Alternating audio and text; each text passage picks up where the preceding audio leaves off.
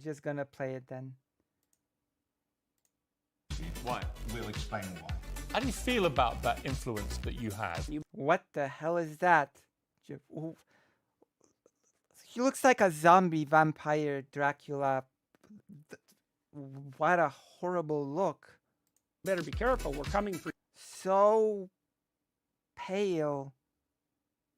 So ungodly pale. your children there, buddy. About marriage Buddy. That's... nation. Yes, I'm going to do. You're going to resign? Yeah, I'm going. I've been answering your question. You answer mine. That's really good. It's actually not my job to answer your questions. Thank God for Talk TV is not only the home of common sense, it's the only place where you get the truth. It's not my job to answer your questions. I love it.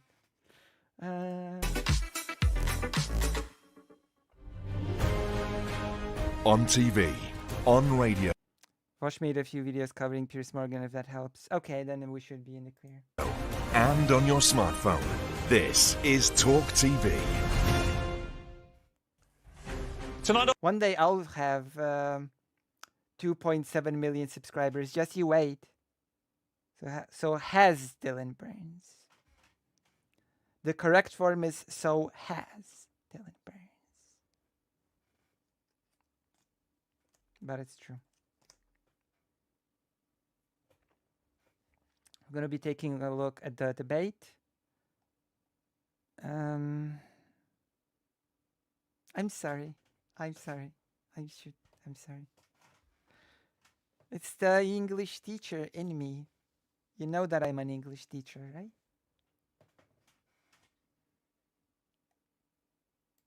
on Piers Morgan Uncensored, Palestinian doctor Izzeldin Abuleish has lost more than 22 members of his family to war with Israel.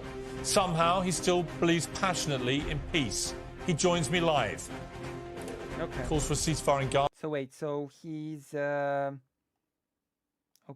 Gaza grow ever louder. Should Israel hold its fire, would that be a gift for Hamas?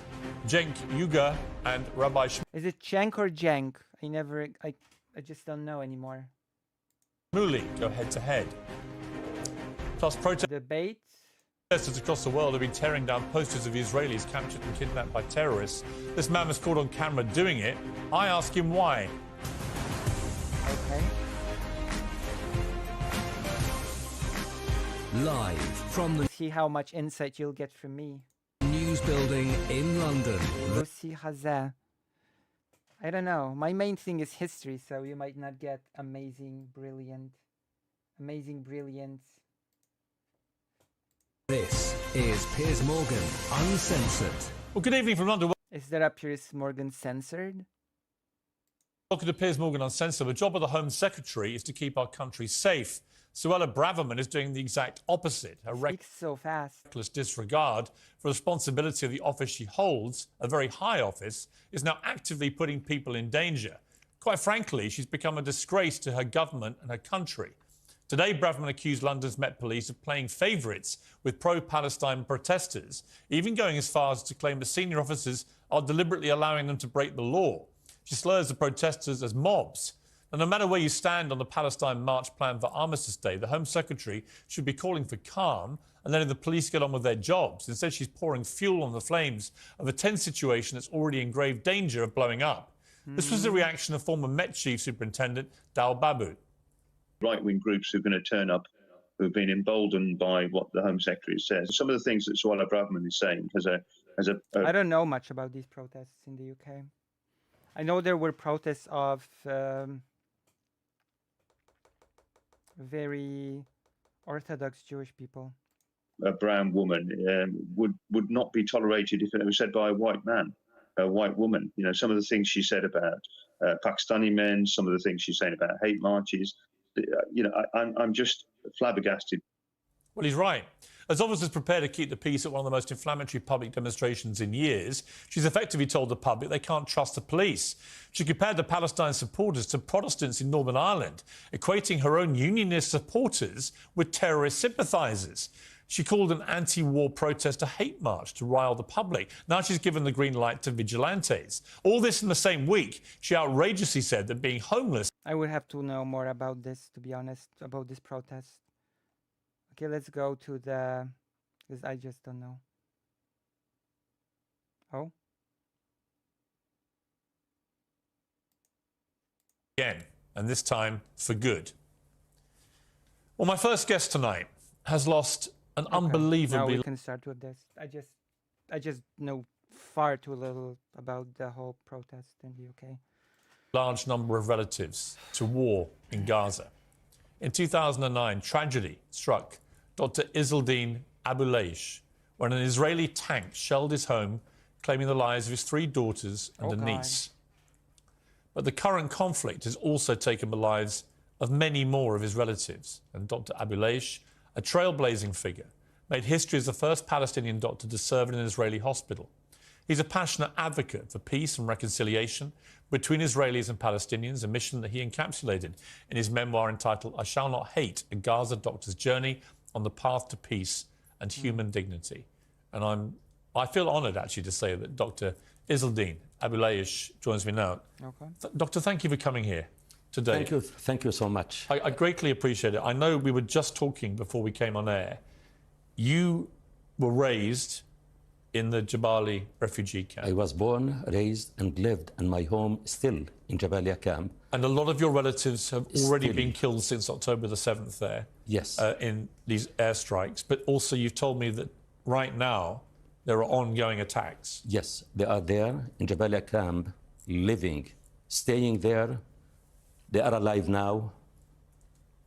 I don't know after we finish if they will be alive to talk to them or not. But it's important, Piers, I want to tell you, let us talk, a man to a man. Do you have children? Yes. So, a father to a father, a human to human. You know, once the apple fell down, we discovered the gravity. So let us today discover the humanity and the truth. Because the truth is important based on evidence. Jesus said, seek the truth, and the truth sets you free. And I hope all to be free today from this meeting, and to be human, and to behave as a human, and to advocate only and just only for humanity. How many members of your family? So this person is just like an advocate for peace. It's 11, yes? Been lost since October the 7th. About the 25. Oh, gosh.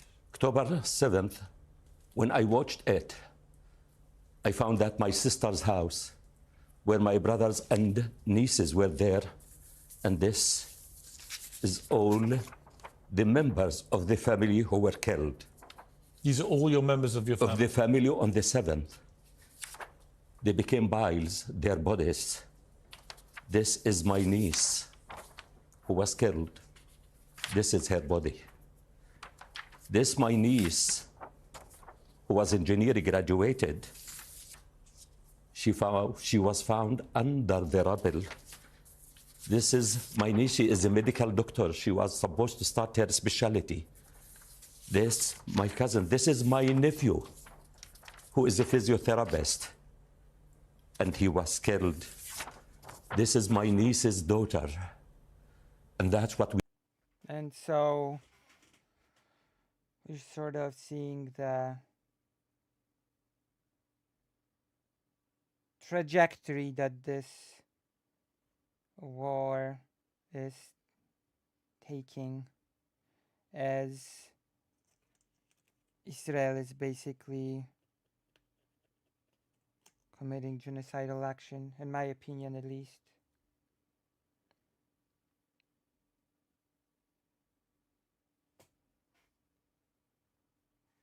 I don't know, I just...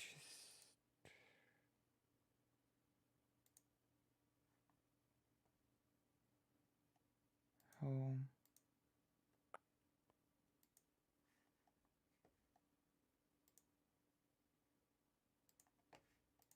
We want to see these people. They have names. They have faces. And that's what is needed. This is my daughter, Bisan. It is a bit needed, considering that in many and that is what I hate about discussions about this whole conflict, is that people are being flattened to numbers, to arguments to be used against the people they are debating against, to justify why the other side actually sort of deserves what it's getting.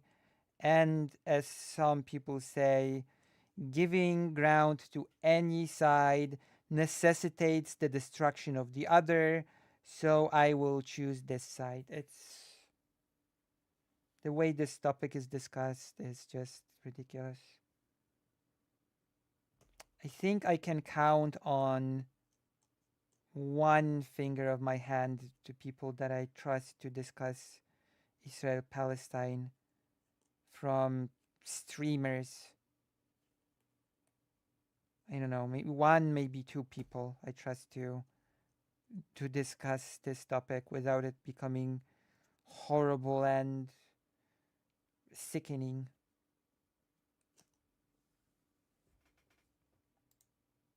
Who was killed 16th of January 2009, who said, to meet violence with violence doesn't solve any problem. There is an alternative way. It's not by action and reaction. It's by being a human and behaving and thinking of others. This is Mayar and Aya. Even my niece, she named her daughter Aya after my daughter. Aya was killed also. These daughters, I raised them to be human. To be advocate for human, I sent them to be scams. And she said to with me... Israelis. With the Israelis, and Yeah. she said to me, I found how similar are we. We are similar, but we need to be equal. We need to be free. We need to appreciate the dignity, the freedom of all. That's the thing that basically, like, the ball is in Israel's court to stop this. Let's not even.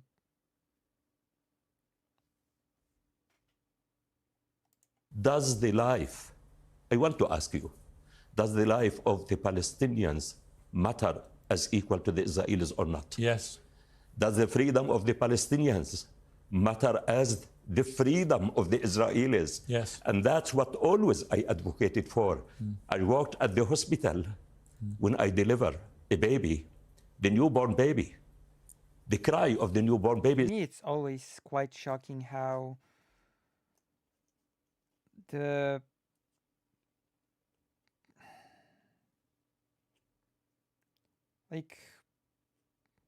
the Shoah was a pretty horrible event, to say the least, and that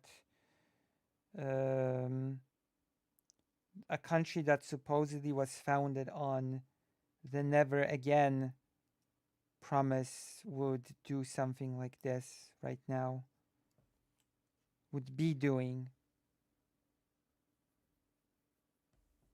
Because It's a cry of hope, cry of life. But now we are crying blood. Our tears are blood. The children that I helped to deliver, they are free.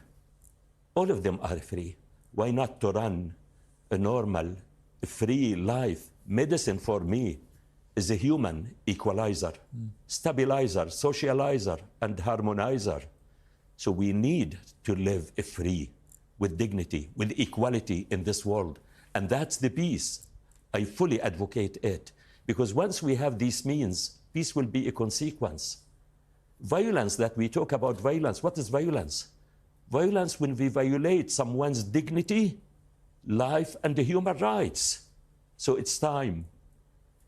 And even October 7th proved. it's sort of like a cycle at this point. But then again, keep in mind that when it comes to conflicts, Israel, and this is coming from a book that has a pro-Israeli perspective, sort of, that each time a conflict was stopped, it was treated by Israel as just a temporary ceasefire, not really a road to a permanent peace. Because, as I've said, I think at some other occasion, Israel is willing to waste an opportunity for peace rather than be unprepared for the next war. That's basically the sentence that was uttered. Because we tried it many times, military means and wars.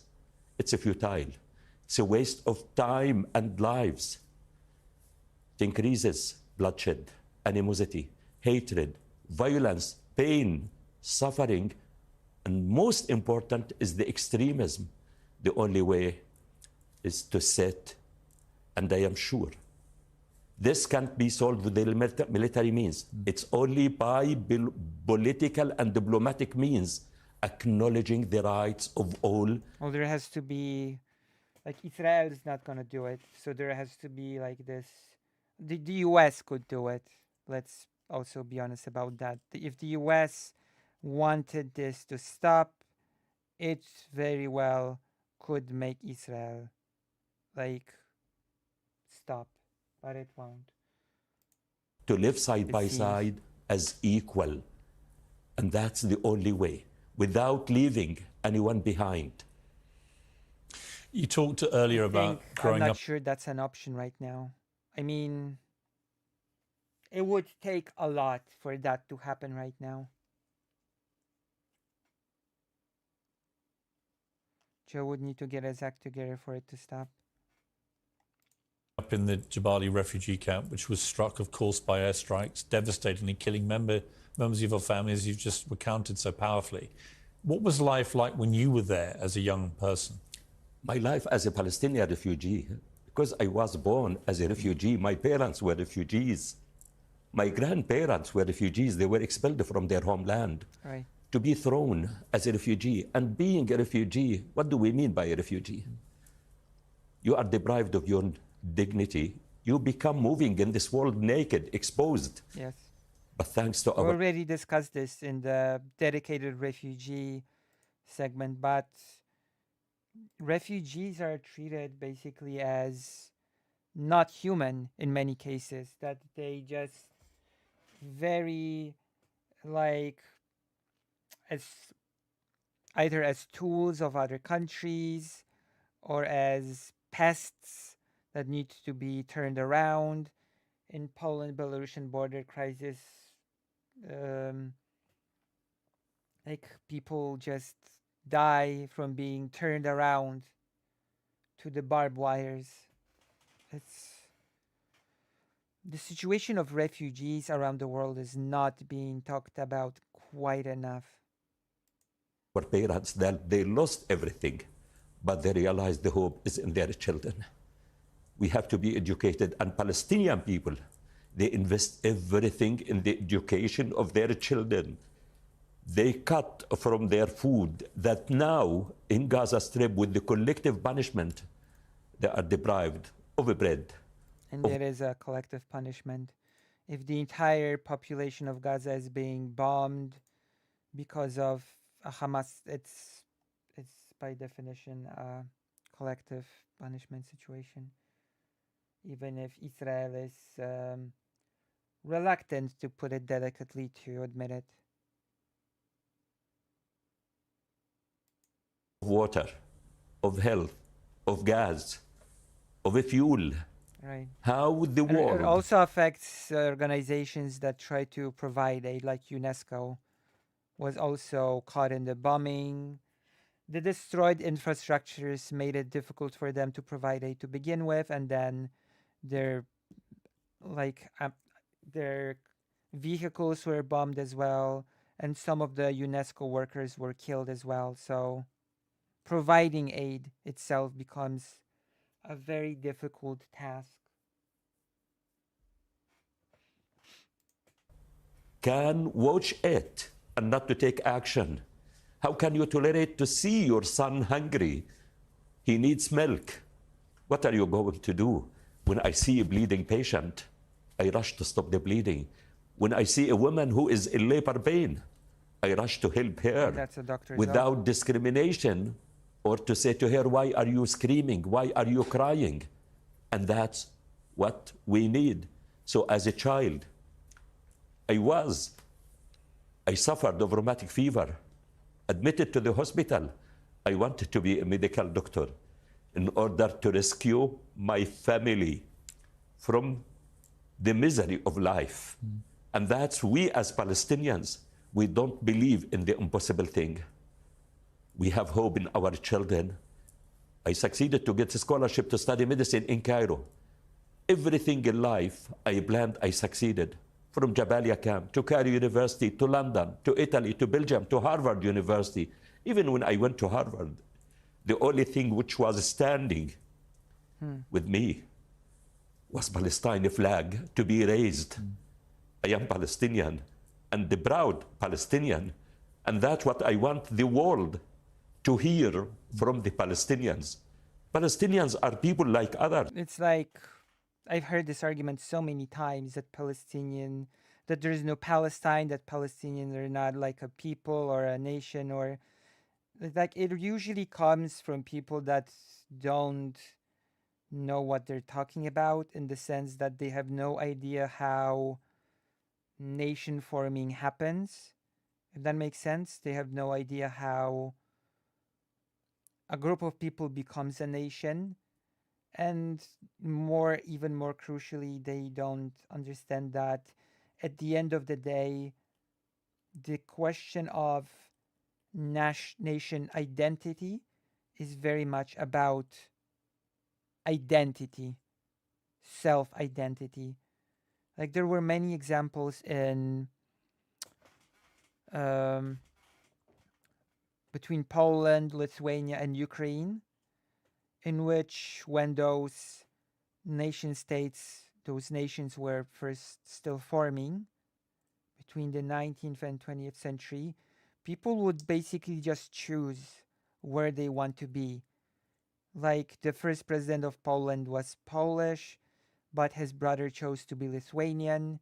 There were people that sort of were technically speaking Polish, but they say that they sort of believed in the Ukrainian project and they went on to become Ukrainian, and they were part of the Ukrainian People's Republic government during its formation. So, like, what a national identity is a much more fluent, much more subjective, and much more based on identification concept than people give it credit.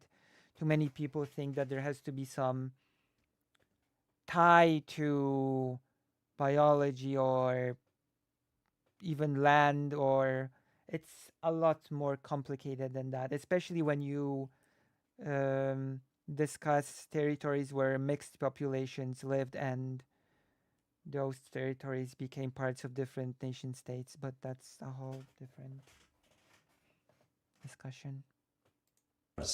With hopes, with the plans, with the dreams. They love life. And they So to conclude, that is why denying Palestinians their right to self-determination, to nationhood, is, I think, pretty silly. And that's I guess that's a delicate way to say it. Pretty silly.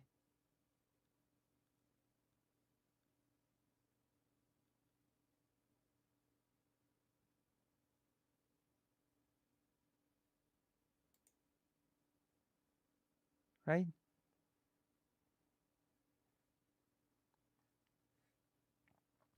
I think so.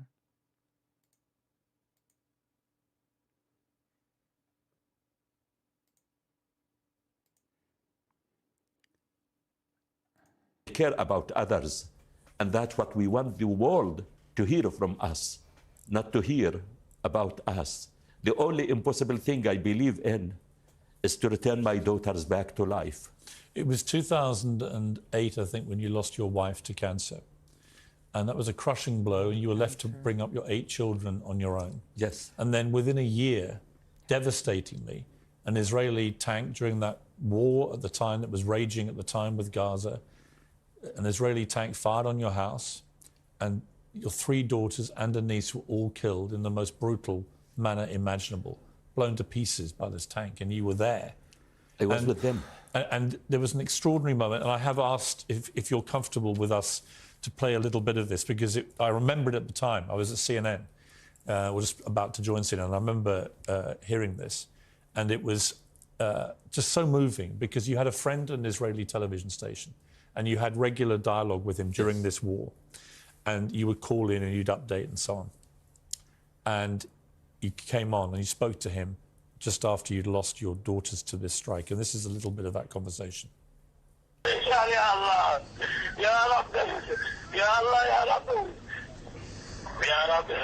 יש לו 8 ילדים שבמשך כל המלחמה הוא הגן עליהם בבית שלו, בבית לאהיה.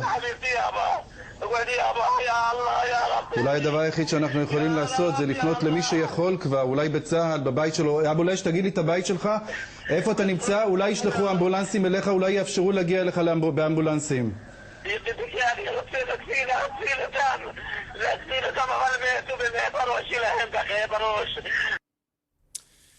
It's one of the most agonizing things I've ever watched on television. And eventually your friend, that presenter, he had to go because he wanted to keep talking to you, and he was so distressed himself he wanted to go off and do it privately, which he did. But an agonizing moment for you, for him, for everybody involved in that. And as a consequence of that, many people in your position may have chosen a path of wanting revenge or retribution in some way, to meet violence with violence. But that is what happens. That is how radicalization happens. It becomes like a back and forth spiral of hate, doesn't it?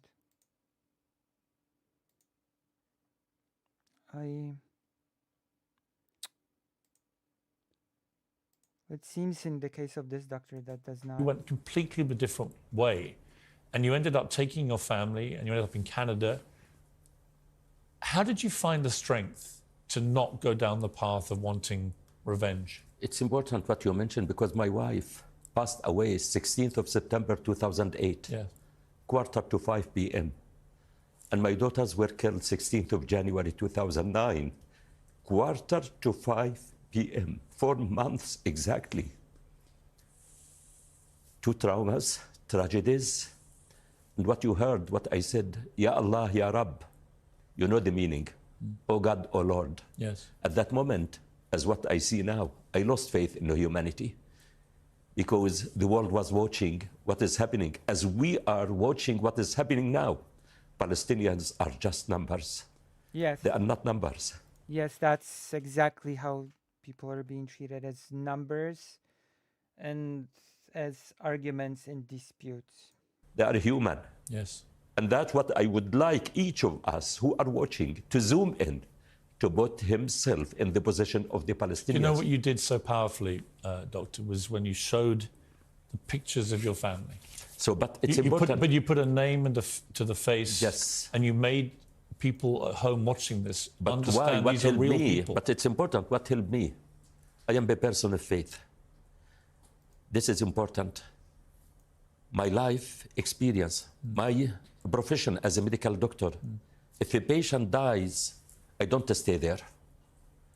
I have to move to the next patient to save. But I need to learn why the first patient died and what are the causes, the triggers of the death of that patient. Let's just pause there. I've got to take a break. When we come back, I want to talk about the root cause of all this, and I want to talk about how you believe from this current nightmare, not least for you and your family, we can somehow maybe get to peace.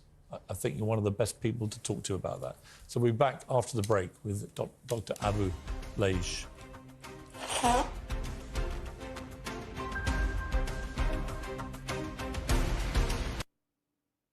Okay.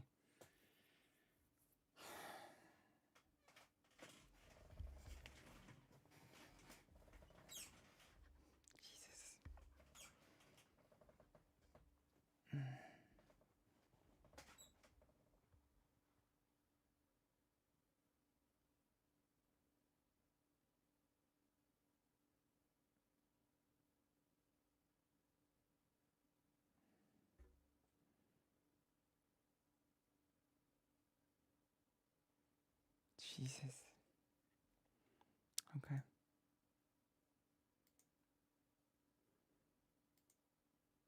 So I guess we're gonna skip the break. Aren't we? We're gonna listen to this some more. And then we're gonna see.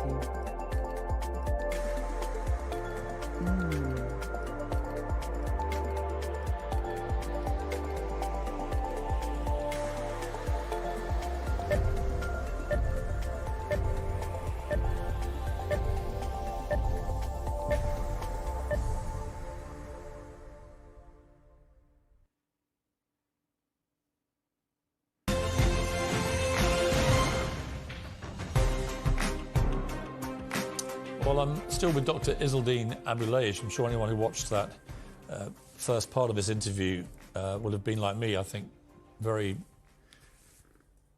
taken aback by the eloquence that you talk with, the courage that you speak with. It's really palpable. And I'm just so glad you came in to do this with me face to face so I can really feel it from you, because you're so right. Palestinian lives are as important as Israeli lives. And here's the question I want to ask you. How do we? Your entire life has been ravaged by this conflict, from when you were a baby to now. And you've lost so many members of your family, and you're losing them as we speak, probably. Yet, not saying that one side should be eradicated. So that's a step above certain people. Let me just say this.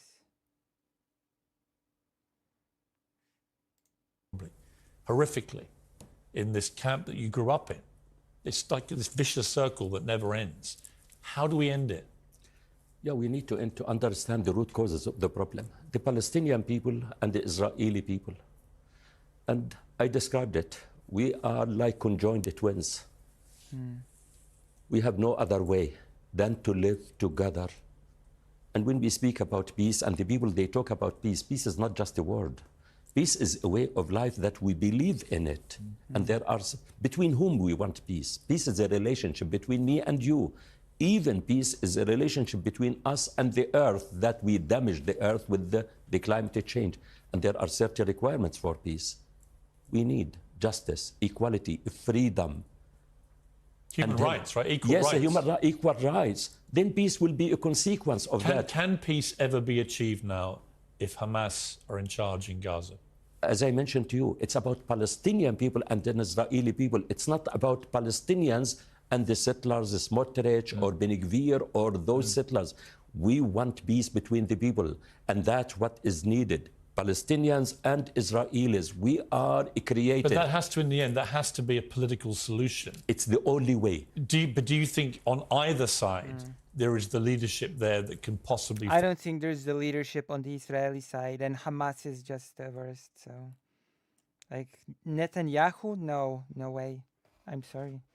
Forge peace. Believe me, even if there is no, we need the international community to bring them. True. And we have the platform. We have the international resolutions. We have the human rights resolutions. True. Because ending the conflict, all of the world will benefit from it. You see the consequences of what is happening now. The consequences are spreading. The US has to stop it, or else it's just a lost cause. You know? Everywhere in the world. You see it in UK, polarization, the marshes, everything. So when we solve the conflict there, all of the world will benefit from it. Why do you think it's not been solved yet? I mean, I look at Northern Ireland, for example, which was 3 decades or more of violence, but eventually it got resolved. But it seems to be... You know why? Why? I met with Martin McGuinness before, and he said to me, we were confronting each other. Once we started to move side by side as equal, we put an end to that. And that's what we need, the international community, the world, that we can, Palestinians and Israelis, to move side by side as equal with dignity and respect of the human rights, not as fighters, because a small room can't accommodate 2 fighters, but it can accommodate hundreds of friends. And that's the only way. And we are so close to each other. The commonalities between Palestinians and Israelis more than anyone else. So we need to use it, but based, as I said, on equality, respect of the human rights, dignity of the Palestinians is equal to the dignity of the Israelis. The freedom of the Palestinians, even I go far beyond that. The Israelis' freedom, safety, security, future, and independence is linked and dependent on the Palestinians. We are one, we are conjoined twins, we can't separate it. So it's time to understand also military means and power will never put an end to this. Do you obviously you dream of this, but do you think it's I mean, it's impossible to expect Israel to end it, that's for sure. It's not gonna happen, and it's even more so unrealistic to expect Hamas to want to end this. So in this sense, for sure, the person is right that it has to be done by an international community. But the one party, once again, the US, that is able to sort of put an end to it, it's just not willing to do it. And that's the US. Exactly, the US. You know? So realistic dream that in your lifetime you can have a two-state solution with Israel and Palestine, both someone will have to identifying each other enforce as it. states, and people living with equal human rights? Do you think that's possible? As I said to you, nothing is impossible in life. If there is a will, there is a way. And that's what is needed. And that's There what is will, there's a way. Oh, no, that's a saying is that needed. Even if that I have heard before. the Palestinians and the Israelis, there is a challenge. We need the involvement of the international community based on fair intervention, based on the because we want to have order in this world. We want, this order because we live in a discordant world these days. So we want to resume trust in the international community. In order, the people in this world, they lost safety, security, trust. So we want to resume it. And that's the only way to start with the Palestinian-Israeli conflict based on the human rights conventions, the international resolutions, and to resume trust in the international institutions. Believe me, I see it. Yes. It can be quickly. If I ask you before, Yasser Arafat will meet with Rabin and to shake hands. 1 year before 94, are you crazy? Yeah. They will not. Yeah. And they met. They were calling Yasser Arafat as a terrorist, but then he became a hero. Nelson Mandela, Yes. he was a terrorist, Yeah. but he was from his side, he was a freedom fighter. And that's what we need. We need wisdom, we need rational people, we need the involvement of the international community. Doctor, we've run out of time on this interview, and I know you want to go and find out what's happening to your family right now. I would love to stay in touch with you. I would love you to come back on the show regularly, and we talk about this because you're such a powerful voice. Thank you. Thank you so much, my dear. And my heart goes out to you for what's happened to your family. Thank you so much. It really does. Thank for you. all the family members you've lost. Thank you. For all of the Palestinians and the Israelis. Yes. You are an amazing voice. Thank you. Thank you very much indeed. Thank you. Okay, so I guess we've done this. I've only managed to add a few things, of course, which are based on my historical knowledge. And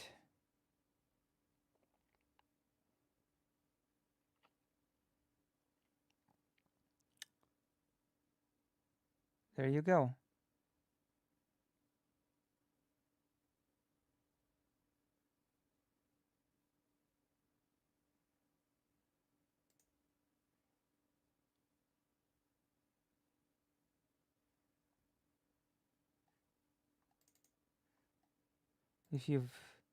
If you found this interesting, I'm not gonna use the word, the other usually used word. If you found this interesting, press like, subscribe, hit the bell. Let's see the Chunk Yuger stuff maybe for a second there. That might be a bit interesting. How long is it?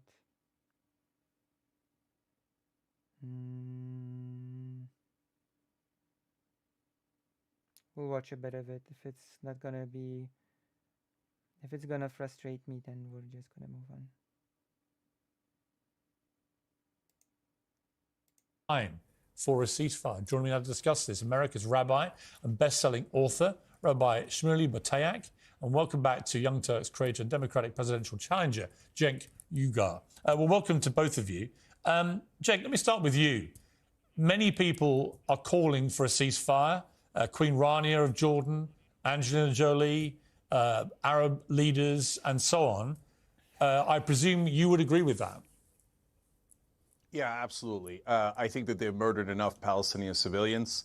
And even Netanyahu, in an interview with ABC News, said, now that we're on the ground, we're finally pressuring Hamas on hostages. Oh, so the 7,000 bombs you dropped were totally useless and collective punishment and your attempt to murder civilians on purpose. I mean, Cenk has horrible takes on Ukraine, but it is true that this is just collective punishment, so... As some sort of sick vengeance. So please stop the murders, ceasefire right now. Rabbi Shmuley, your response? Cenk is polling in the Democratic presidential primaries at 0%, nothing. He has a greater likelihood of being elected the new king of France. And don't... That is also true. That is also a reality. Yes. Interrupt me, please. And the reason is that the American people are decent. They understand that Cenk's anti-Semitism, which he has voiced on your show repeatedly, calling Jews genocidaires, and this is the eve of Kristallnacht, the 85th anniversary of the start of the Holocaust. He would deny the Jewish people the only dignity left to us, that we were victims of genocide, and he would say that we are the Nazis, we are the Gestapo, for simply wanting to defend ourselves against the brutality and the savagery. It's a bit disingenuous to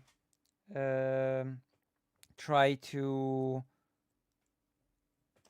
speak of the Shoah in this context and speak of just wanting to defend. You do not defend yourself through bombing of children. That's not a defensive maneuver. It is not a defensive maneuver to do an ethnic cleansing. It is not defensive maneuver to basically do a genocide on a population. I'm sorry. Like this, that's just not it. That's just not how that works. That because we have suffered in the Shoah, therefore we have carte blanche to defensively eradicate other people. That's not how that works. Of Hamas. Cenk, you'll have your turn. Just show some decency. If you're not going to show it to my people, show it to me and show it to the viewers of the show. Stop. But who is lying. surprised Everything that a man? Who is surprised that a man the name of whose podcast is Young Turks, who perpetrated the Armenian genocide? The Young Turks is like... That is true. What a name choice. Calling your podcast the Young Nazis, the Young Gestapo. They killed 1.5 to 2 million Armenians between 1915 and 1918. I mean, that's indisputable. I'm not sure if I'm going to be able to get through this whole thing, because it's pretty... The Armenian community has begged Cenk to change the name of his show. For the first half of his life, he was a complete Armenian genocide denier. Then he changed. Now he is a Holocaust denier because he is saying that the Jews are engaged in Holocaust denier. I don't think I'm going to be able to get through this. A genocide of the Palestinians. Stop now, this liar? which nation? How can there be 1.8 million Muslim Arab citizens? Rabbi Shmuley, I'm going to go to Cenk. You said some very strong things about Cenk. You can now respond, Cenk. Yeah, you should never have this guy on air. Everything he said is a lie. I don't deny the Holocaust. That's insanity. And in terms of the Armenian genocide, there is a powerful analogy there. Why was it a genocide? And yes, it was a genocide. Why? Because they moved and displaced so many people and killed civilians on the way.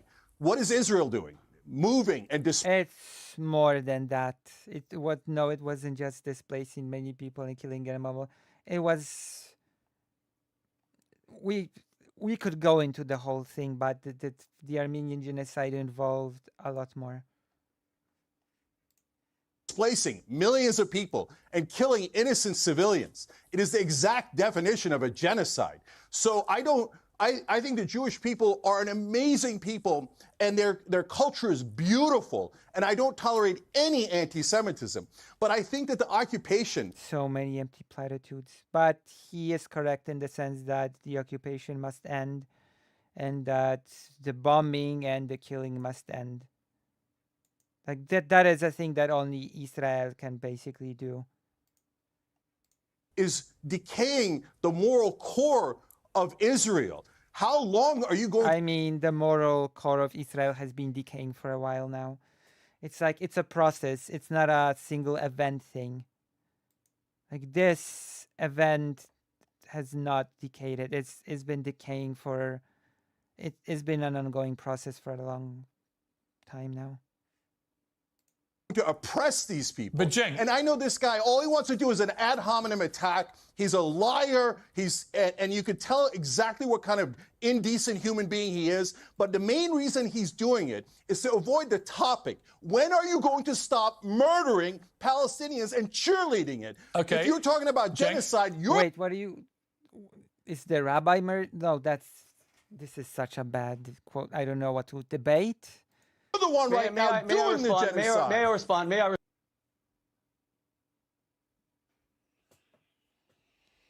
This is a horrible debate. You are doing the respond? Yes. Go ahead, more lies. Go ahead. You know, I've spent my life debating people. Whenever someone starts using personal names and screaming like a lunatic, they're losing the debate. Let me remain factual. You're the one who made up things. The Palestinians were offered a state in 1936 in the Peel Commission. They rejected it. They were offered a state in 1947, the UN partition plan. They rejected it. They were offered a state in 1967 after Israel conquered Judea and Samaria and the West Bank. They rejected it. They were offered a state in 2000, Yasser Arafat, Ehud Barak, they rejected it. They were offered a state with Ehud Olmert, 2008, they rejected it.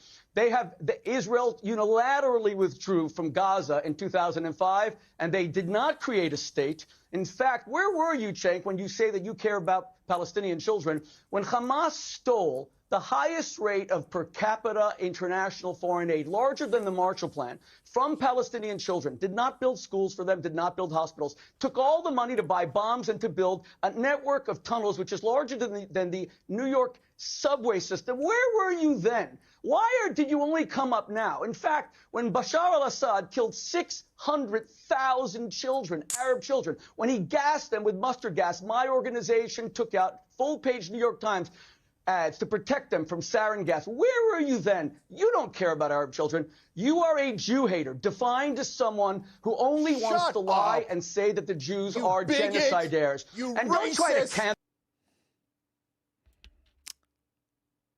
Yeah, this is not a thing that I'll be able to cancel me and say that I shouldn't be on. You're not a producer of this show. Because you are ignorant of the facts and ignorant of the history does not mean that you can cancel my voice. Cenk, your response. Okay, so first of all, this guy is a full-blown bigot. He's one of the most racist people I have ever seen, does not value Palestinian lives at all. And everything he said about me is 100% untrue. I was vicious in my criticism of Bashar al-Assad. I have criticized Hamas over and over again, and I think what they did in the attack against Israel was reprehensible. But for God's sake, how long are you going to occupy these people? For me, the idea of Israelis and Palestinians or Muslims or Jews being different is absurd. Those are just stupid labels that we put on people. They're all human beings. I value the Israeli life just as much as I value the Palestinian life. We're all human. Stop using these nonsense labels Cenk, let me ask you a kill question. each other. Cenk, and all this guy wants to do is more murder of Palestinians. Cenk, let me ask when are you going to let them go? Cenk, let me ask you a question. You mentioned genocide there. What Hamas is actually in its charter dedicated to doing is the purest personification. Well, they had to remove it. Hamas had to remove it. Of genocide. Well, it is. They want to see the eradication of Israel, and they proved on October the 7th they will kill as many Jews as they can possibly get their hands on. So that is pure genocide. What Israel is doing in return, I don't think meets the category of genocide, right? Because they don't want to get rid of every Palestinian. They don't want to kill every Palestinian. No. Genocide is not when you want to kill every single member of a group. That's a big misconception of what genocide is. Like the UN definition clearly states the destruction of a group in whole or in part. There is clearly an or in part in the definition. So you don't actually need to, you don't need to want to kill every single member of a group in order for it to be a genocide. So that's a pretty weak argument on Piers Morgan, is it? So they want to That's kill not every their Hamas standard. terrorist. Now, there are legitimate question marks about how they're going about this and about the civilian casualties. But there is a moral distinction between what Hamas is dedicated to doing and what Israel is dedicated to doing, isn't there? No. First of all, Hamas is a bunch of idiots. They should take that stuff out of their charter. All it does is hurt the Palestinian cause. I agree. There's no call for it. It's dumb and it's immoral. It's but dumb. Hamas claims that they would like to do these things, and from time to time they do these attacks that are horrible and they should never do. But Israel actually kills Palestinians, actually occupies Palestine, actually denies the Palestinians a state. So there's this absurd talk of like, oh, if Hamas was super powerful, they might deny Israel its existence. Except Israel does exist. And the Palestinian state does not exist because Israel is blocking their state. So stop using, and I'm not saying it to you, Piers, but this propaganda, hold on. You know, Cenk, you and I. this is a waste of time. I'm afraid. We're going to listen to a few more minutes and then we're just going to tune out of this because I'd rather just, I don't know, read a book or something. This is not really helpful in any way.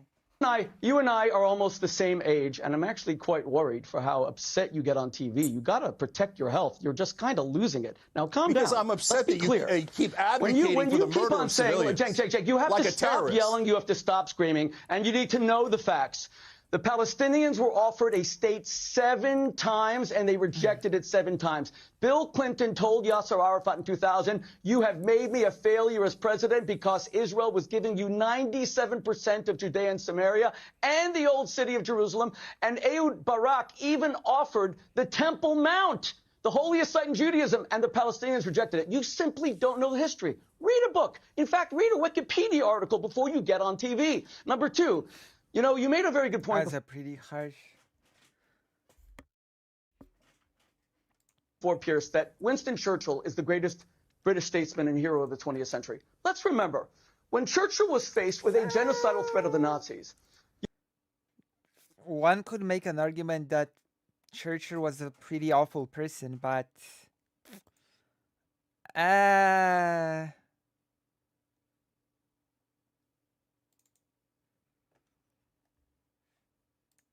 You know what he did, which Israel would never consider doing? He laid waste to 70% of Dresden, Essen, Cologne, Berlin. He eviscerated Germany and turned it into a parking lot, murdering about 6 million German civilians. Israel has never even considered doing 1,000th of that. And FDR acquiesced to it, and he's considered our greatest president. Churchill was not the greatest hero. Of the 20th century. And Not then by a long shot.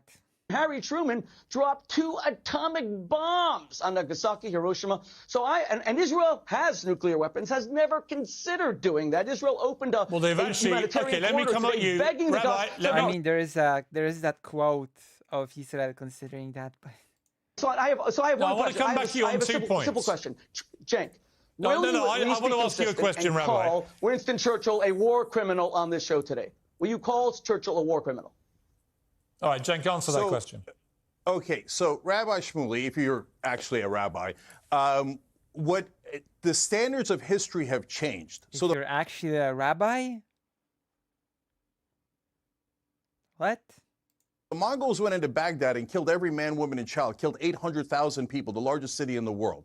Now, we don't live by those standards anymore. And right now, if a modern British prime minister or American president advocated for dropping a nuclear bomb in Japan or killing 70% of the people that live in Dresden, you're damn right I'd call him a war criminal. It's a different situation today than it was in the past. And so what you're saying is, hey, we only murdered 10,000 civilians, and wantonly and recklessly, and we only did a partial genocide, so we're not as guilty. I'm not buying it at all. Rabbi Shmuley, I want to ask you a question. Okay, like hang on, Rabbi, I want to ask you a question, which is this, which is the unique scenario in Gaza, is that nearly half of the civilian population are children. They have nothing to do with this. They're not politicians. They're not in Hamas. They're not terrorists. They're not military. They're kids. And they are 700,000 beyond the age of 14. Are in their thousands being killed here. And I ask you, really, is there any limit, you as a rabbi, of the number of children who need to be killed to get rid of Hamas here, or is there no limit?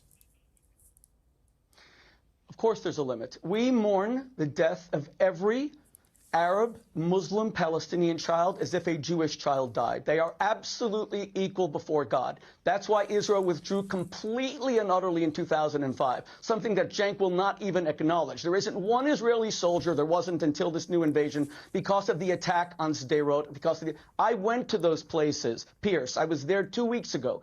I saw the blood caked on the walls, congealed to 3 or 4 inches. I saw the knives that were used to murder entire families. We saw the place where Thai, not Jewish, Thai farm workers who were growing pumpkins were beheaded.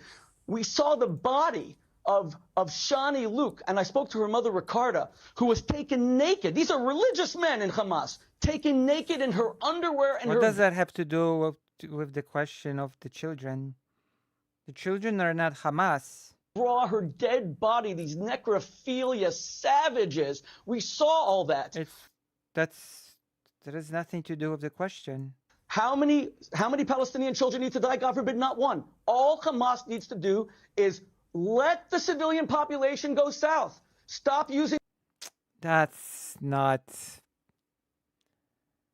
All Hamas needs to do is to let the population to be ethnically cleansed. Them as human shields. Hamas wants these Palestinian children to die. Every Palestinian child to Hamas is a bulletproof vest. But you said they exist for no other reason than to humiliate Israel. Let them go south and be safe. God, Hamas so wants them. It's such bad argumentation. Oh no. It's Hamas's fault. It's Hamas's fault. It's Hamas's fault. Rabbi Shmuley, you did say there is a limit. What is that limit? Piers, it's hard to put a number on how many people Hamas is prepared to allow to die in order to destroy the state of Israel. Remember, Hamas's motto is from the sea, That is such a bad debate from both sides, in my opinion. From sea to sea, Israel will be. I mean, the only thing I can agree with Cenk Uygur that Israel has to stop, but this is where my agreement ends. The annihilation of every Jew. Iran calls for it openly, a second Holocaust. This is the eve of Kristallnacht. I don't want to put a number on how many Palestinian children. I want a ceasefire right now. Hamas must surrender unconditionally, just like FDR and just like Churchill demanded of the Nazis, unconditional surrender, release the hostages. We get a ceasefire right now. Cenk, let me ask you to call for a ceasefire by having Hamas, who you think actually cares about the Palestinian population. They don't. Does Cenk Uygur really think that Hamas cares for the Palestinian population? And if you, Rabbi, think that they don't, then why do you expect Hamas to surrender if it does not care? That makes no sense. Announce their surrender. Call for their surrender right now. They launched this attack unprovoked against Israel. They slaughtered. If they don't care for the population, why would they surrender? What would they gain?